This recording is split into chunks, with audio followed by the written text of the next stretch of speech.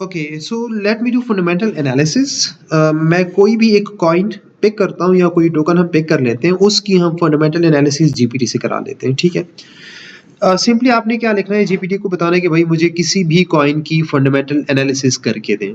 मैं just example के तौर पे हम बिटकॉइन भी उठा सकते हैं, सोलाना, इथेरियम, अब कोई भी कॉइन उठाएं, कोई भी टोकन उठाएं, इट्स अप टू यू, ठीक है। So let me just perform fundamental analysis on, like we can do it on Ethereum.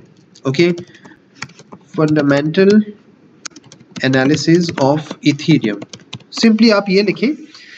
अब ये चैट जीपीटी आपको इथेरियम की फंडामेंटल एनालिसिस करके देगा, ठीक है।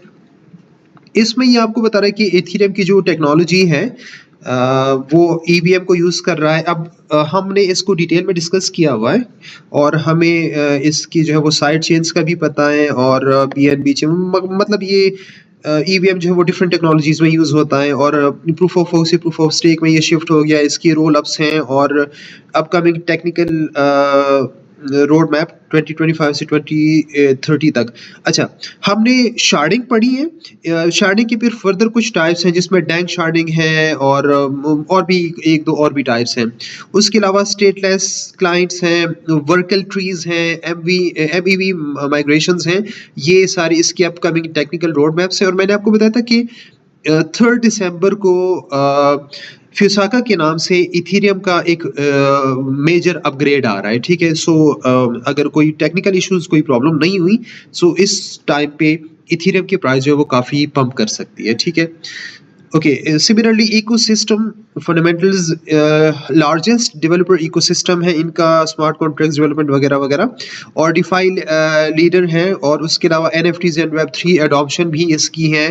इकोनॉमिक फंडामेंटल्स, टोकोनॉमिक्स, इसकी जो सप्लाई डायनामिक है वो स्टेकिंग रिवॉर्ड से और बर्निंग गैस, ये मैंने आपको बताया था कि गैस फी, कुछ फी जो है वो बर्न होती है और जो टोकन है वो वैलिडेटर्स को मिलता होता है, ठीक है।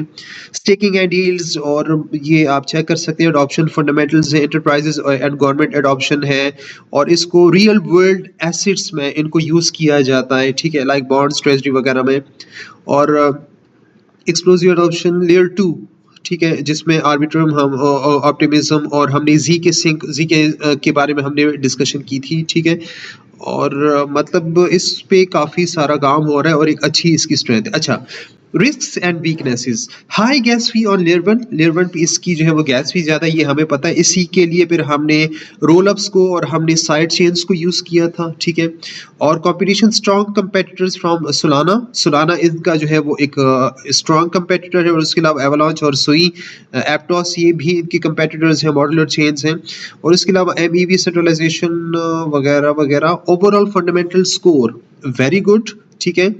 और इसने जो है वो पूरी की पूरी एनालिसिस आपको करके दे दी है। So this is just a fundamental analysis जिसकी बेसिस पे आपको एक कॉइन की या एक टोकन की वर्थ का पता चलेगा कि whether it is worth it कि हम इसमें इन्वेस्टमेंट करें। और इसमें इन्वेस्टमेंट हम अगर like if you do not want to invest in, why, ठीक है, तो हमें इन चीज़ों का पता चल जाता है कि हमें क्यों इसमें इन्वेस्टमेंट नहीं करनी, ठीक है।